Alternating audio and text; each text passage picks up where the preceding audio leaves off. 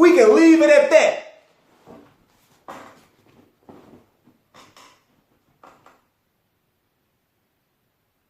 During the period of slavery, you had many slave rebellions, some recorded to history, most weren't. Men like Denmark Vesey, Nat Turner, started slave rebellions. And you can ask any, you can look up historical records, or you can ask any very old black person in the South that's willing to be honest with you. A lot, basically all of those slave rebellions were informed upon by black women.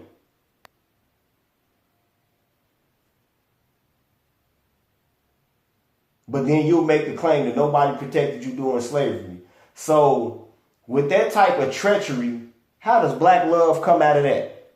And that same type of treachery plays out to this very day. How quick are black women to pick up the phone and call the police on a black man for the slightest disagreement? You know what?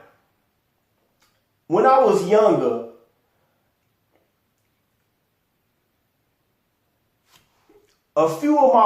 myself and a few of my partners from work, we decided, I'm sitting here trying to think of which fight it was. I think it was that Mayweather and Corrales fight. That was a long while ago, and rest in peace to Diego Corrales, because that brother is deceased now, long deceased in a motorcycle accident. We went to go see Mayweather and Corrales. So this one of my partners had a woman at home that was pregnant. She never wanted him to go anywhere. And he basically, except for going to work, going to the store, he granted her wishes. He didn't want to, he didn't go out and do nothing. And that's, on one level, that's admirable. He wanted to be there and take care of the woman. That's cool. And so he finally put his foot down when it came to this fight, because he used to box. He was a huge boxing fan. He was like, look, I'm not going out to party. We just going to watch this fight. I'm going to watch this fight. I'm not going to miss this fight. This nigga been talking shit to Mayweather. I want to see what's going to happen. I got money on this fight. I'm going to see this fight. The man went to go see the fight with us at a sports bar, right? It's 5 of us. So he rode with another one of my partners. I had my car. So we followed each other. He lives the closest to the venue that we were watching the fight in. So we take him back home first.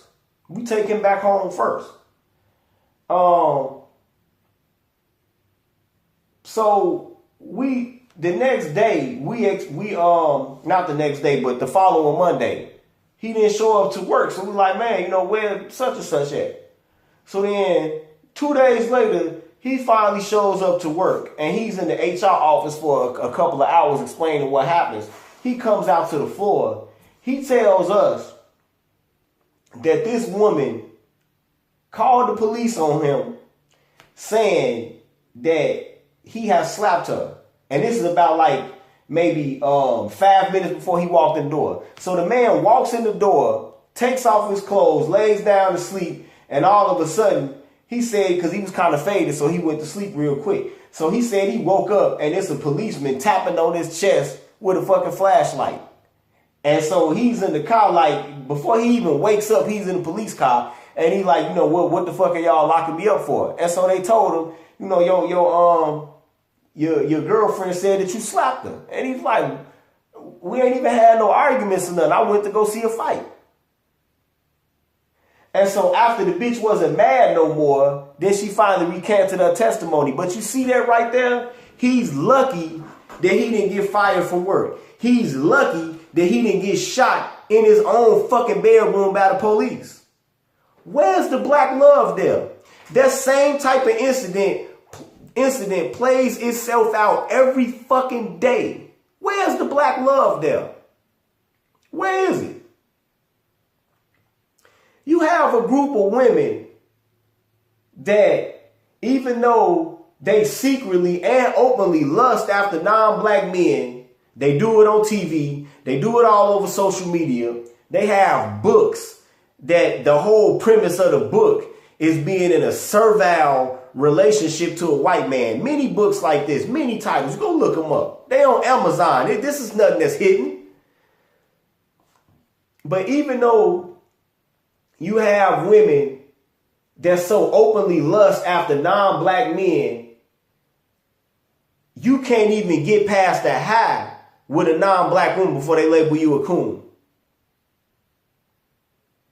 That type of hypocrisy, even if a black man doesn't seek to have a personal relationship with a non-black woman, that type of hypocrisy has to, if you're in your right mind, hypocrisy on that level has to be somewhat disgusting, at least somewhat disgusting, and it has to be called out. Right? So, you saying that you can do one thing, but if I even go halfway there, now I'm a coon. So it's a different set of rules for me and a different set of rules for you. There's no equity there. Where's the love? Because if you really love somebody, whether they with you or whether they not with you, you supposed to want to see them do good and want to be happy. So on that basis right there, on that fundamental tenet right there, where's the love at? Where's the love? Tell me. Somebody tell me where the love is. Right?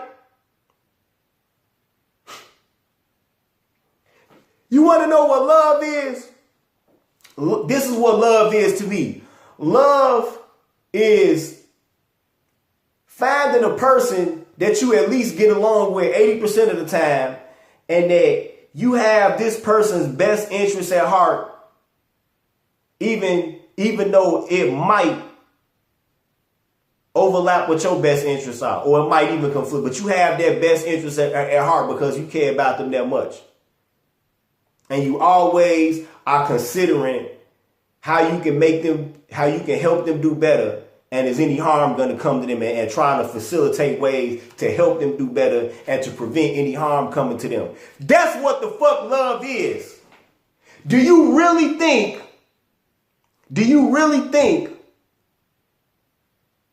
that most black women feel that about black men? I'll wait. Do you really think that? You have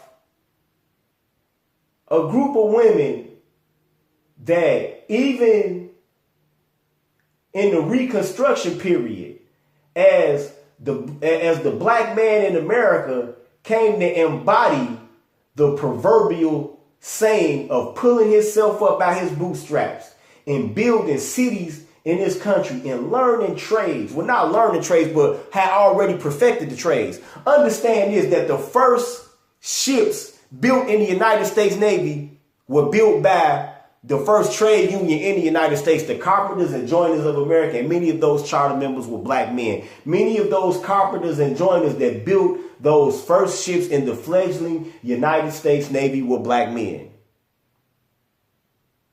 Our capital, Washington, D.C., was designed by a black civil engineer, Benjamin Banneker, and mostly built by black sculptors, carpenters, stone masons, bricklayers, etc., etc. So after you built the nation for free and got turned to your own devices, you had to build your own nation because the black codes and segregation laws and Jim Crow legislation said that you couldn't cohabit with white folk. And so even though they were watching you build your own America, they actually had the nerve to still write negative propaganda about you, even though you have probably suffered the greatest injustice the world has ever known. Because this country is stolen land. This whole country is stolen land.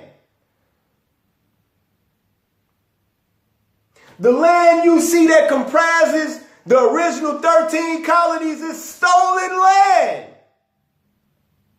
Most of those were our ancestors that they made treaties with and broke the treaties. Don't you ever Let them make you think that they conquered this land with the gun and the sword. No, they stole it.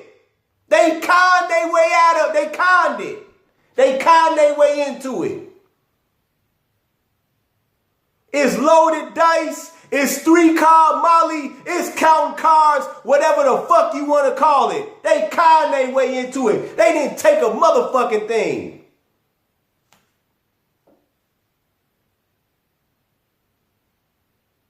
You know, other countries that's been conquered and lost, like how the tribe of Judah lost to the Babylonians, or later on they lost to the Greeks.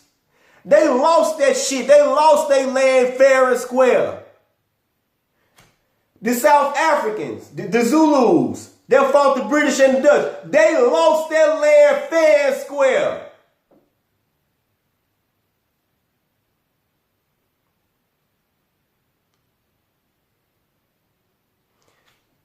The indigenous people in Japan, the Ainu, when people started first coming there from mainland China and Korea, they lost their land fair and square.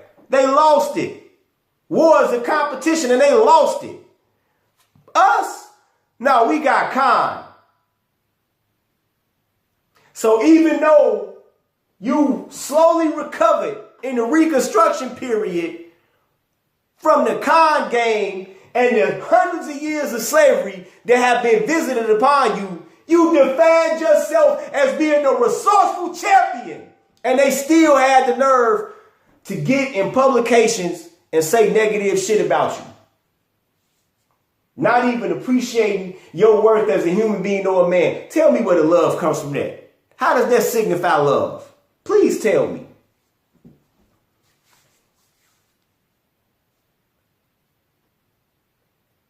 They flaunted. They openly flaunted, and to this day continue to openly flaunt the nominal privilege that they have under the white power structure by frequently showing up places with their non-black mates. That's the privilege they have. A black woman can fuck whoever she wants to. And has been able to for the past 500 years. But they want to make it look like they do interracial dating on a reactionary basis when interracial dating is legal in the first place because of Loving versus Virginia. A relationship between a white man and a black woman. So never believe that lie either. But they flaunt their privileges. And they've been flaunting them. Even at the height of the segregation era, when a black man could be fucking hung and dismembered for sniffing a white woman's fucking fart, you had Hollywood film stars openly marrying black Hollywood female film stars openly marrying white men. You had in every major city and minor city in America, you had black women prostitutes openly cavorting, and mistresses openly cavorting with white men.